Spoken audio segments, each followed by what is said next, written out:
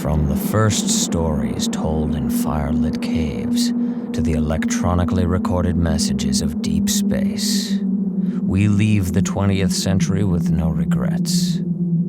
Time bends, space is boundless, and when humanity gasps its last, all that will remain, if anything, will be the theater of tomorrow. Tonight's production is The End and How It Began.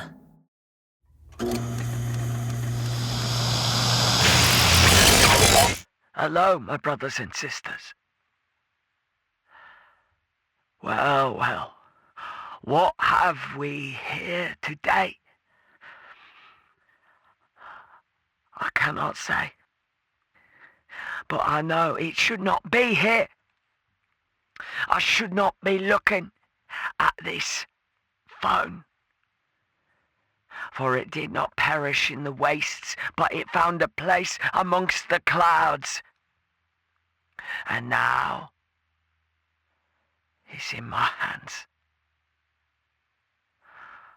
My brothers, my sisters, I don't understand. This recording I hold of one of our caged sisters. Listen to her. Do not skip a beat, for it shows a much darker side. And I'll tell you now, if you had reason to reside within your dwellings and not come out on the barricade with me, then all you need to do is listen to what might happen to you.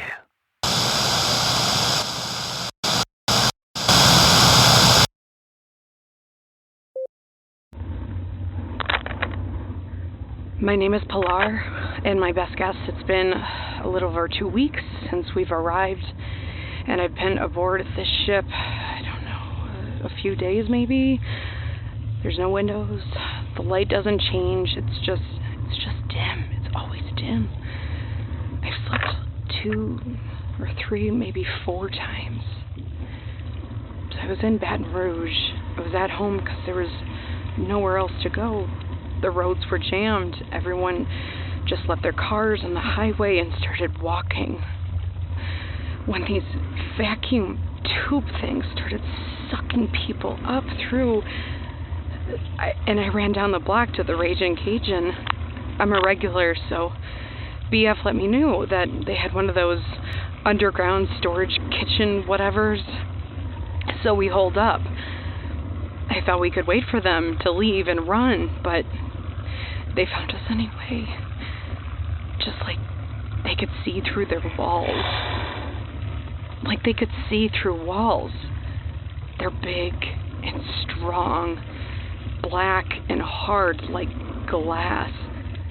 They have 4 arms and tall heads. No face. No neck. I don't know how they talk to us. I don't know how they talk to us. They didn't talk to us then. I meant later when we got here. And when they found us, they just tossed us up in those damn tubes. I could hear everyone screaming. I could hear everyone in the tube screaming. I could barely breathe. It was like being swallowed up, though. I guess all up into the ship. I felt like I was being swallowed, like being pushed up forever. I could hear BF right beneath me. I think it was BF. Everyone kind of sounds the same when they're screaming for their life. Stupid, why are you doing this? Why don't you focus?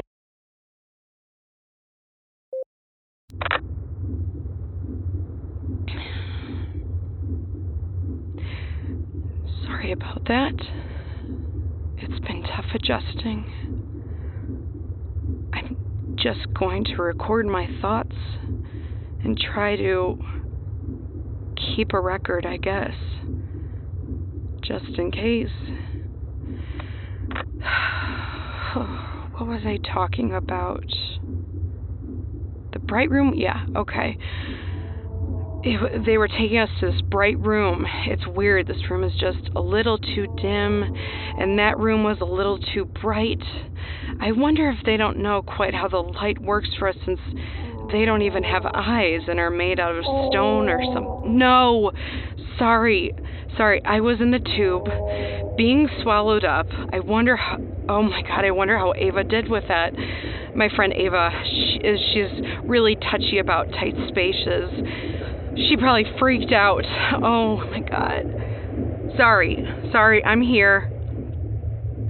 So the tube eventually stopped swallowing me, and I'm in this dark place that was scarier than the tube. There's a little light, but it's dark, and it's full of screaming people pounding on the walls. That loud buzzing noise. It smelled like someone went to the bathroom in their pants. I didn't. Somebody definitely did, though. Then something happened. We all got kind of herded into this bright room. Not all of us. We were separated somehow. Did the walls move? I don't remember. I was just kind of pushed along with the crowd. God, there it was. It looked even blacker in the bright room. Like light didn't touch it. It didn't move very much either. Rock people or something. Tall. It just stood there. It did this thing with its arms. I think it was trying to tell us something, but I don't know what. Everyone panicked and screamed, so it stopped moving them and it stepped away from us. We're all crowded together, like 15 of us or something. No BF. No, nobody I know. I don't know where my mom is. I don't know where Carol is. I don't know where Rooster is. If they even took the cats. Probably not. Rooster's an outdoor cat, so he's probably okay. The fat turd. He's not fat, but he's so lazy that he has this, belly bag that swings around when he runs. It's just...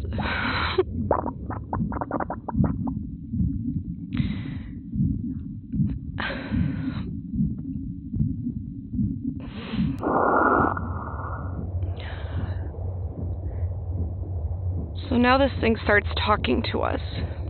God. I'm getting goosebumps just thinking about it.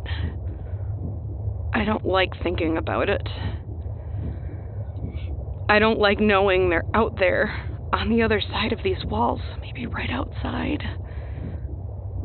Sometimes I swear I can hear them roaming around. So they have that voice, right? It's high and glittery, I guess I'd call it. But whatever language they speak, it's not English. I don't know how they learned our language, but the way they spoke, it sounded so far away.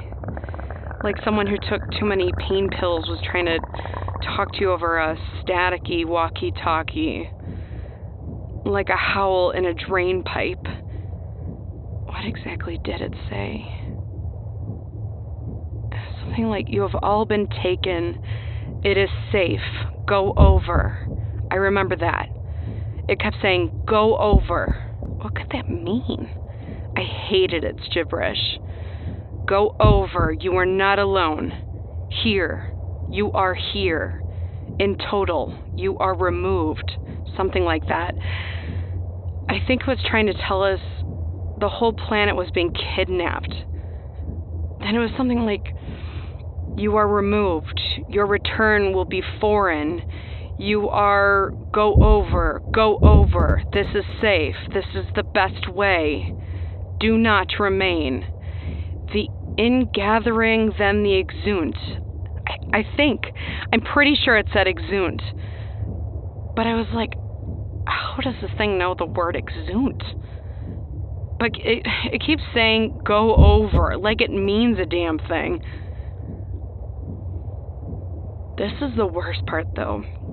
Before we all got separated and got put in our rooms, it said, "You will not retain yourselves. You have chosen this. Go over. This is safe. You will not retain yourselves, but you will be familiar." What the hell? What the hell does that mean? And why can't I remember getting from there to here? I don't know how I got here. Hey, how did I get in here? Where are we going? If you're going to kill us, just kill me. Why are you keeping me alive? What are you waiting for? Do you want my blood? Do you want my blood? Do you want to fry me up and eat me up even though you don't have a damn mouth?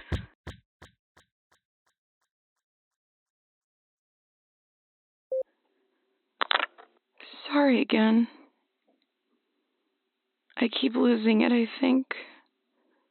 I'm gonna make this my last. Whatever. My phone's almost dead anyway. I've been thinking really hard for the past day or couple hours or whatever it's been. I really can't remember how they got me in this room. I don't have any memory. It's not like blank. It's like trying to remember the night after you get blackout drunk. I sort of remember it touching me. I don't know. But then I was just in there. The room's like a big circle, or like a teardrop, I guess. No corners, kind of big, like a master bedroom size. But a master bedroom of a shitty apartment. There's a bed in the middle that won't move. It's really soft, though. No blankets or pillow. But you can mold the bed. It's like clay. I made a pillow, a little shelf to put in my head under.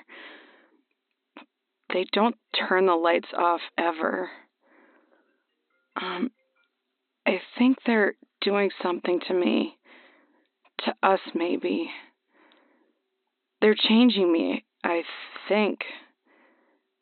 It's getting harder to focus, which maybe is just from no sleep or whatever. I'm naked, though.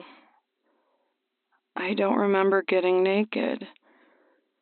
I remember I had my clothes when I got here, I think.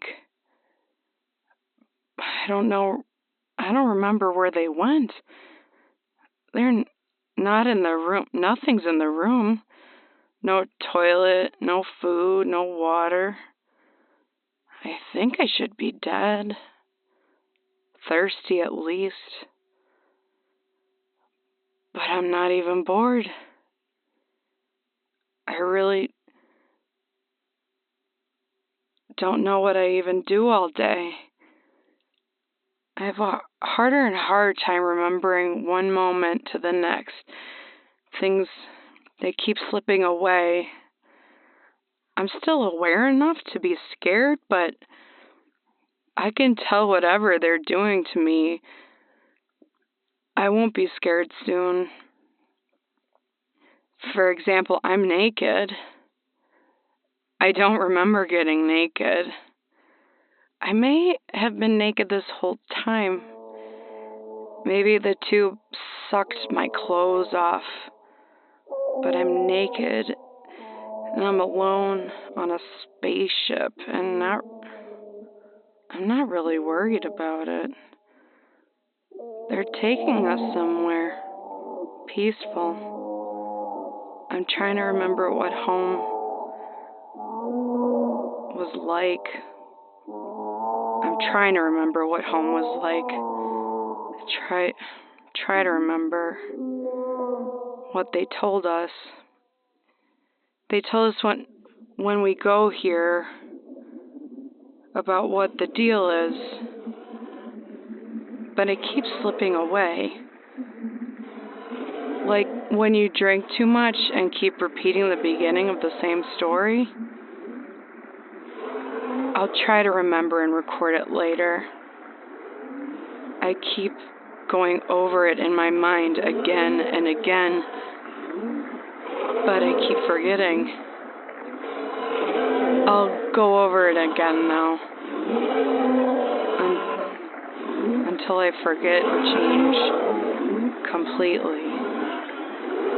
Whatever they're doing,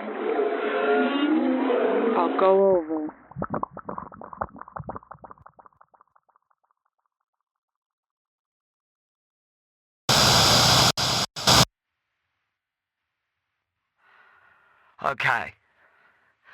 Okay. You know what makes my blood boil. It's not that we lost her. It's not just a single life, a cry in the night. It is the silence. Where have you been? I'm gonna get tough with you, my brothers and sisters. I'm not crazy, but I have been spitting sound at you for far too long. It's like everybody's gone, come on, get out. How many shouts in the night echoes from a fight that once was do you have to hear before you're inspired to action? Well, I'll tell you what. I'm my own faction. So here you go. I guess I'm just letting you know right now, because I sure could use a shout out or a hand on my back for your pal Tack, who's been out there all day. Every day for you. And you. You're screwed. Unless you come out. And I'll tell you where, and I'll tell you when right now. So jot it down with a pen or scroll it in your skin. 37 degrees, 12 minutes, 39 seconds north. 86 degrees, 3 minutes, 16 seconds west. That's where you'll find me. And all the rest. Better come well dressed, and let me impress upon you the nature of this. Is that if there is something that you missed, they are coming back. And I'm planning my own attack.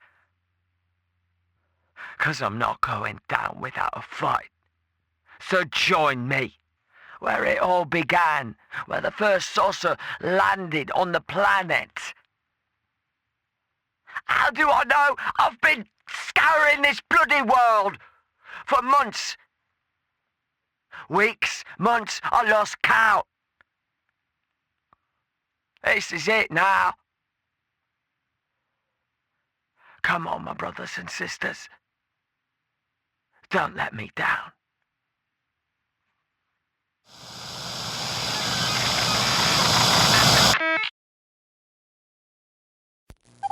The Theatre of Tomorrow was created by Andy Hamer, Travis McMaster, and Mark Whitten, and is a member of the Fate Crafters Network. Dial your telelectroscope to theatreoftomorrow.com to listen to our full catalog.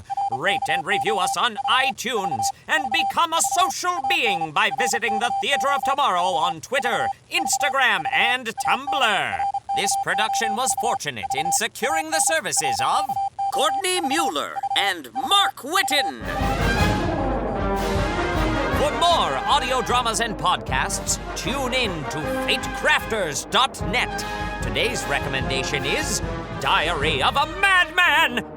What makes people do what they do? Why would someone choose to hurt another? What makes a person kill? Have you ever tried to understand why infamous serial killers act the way they do? Or are you simply sick and tired of the callousness of the world around you, wondering if you're the only one having those deep, dark thoughts about what you'd like to do to your neighbor, your boss, or that guy who cut you off on your way to work?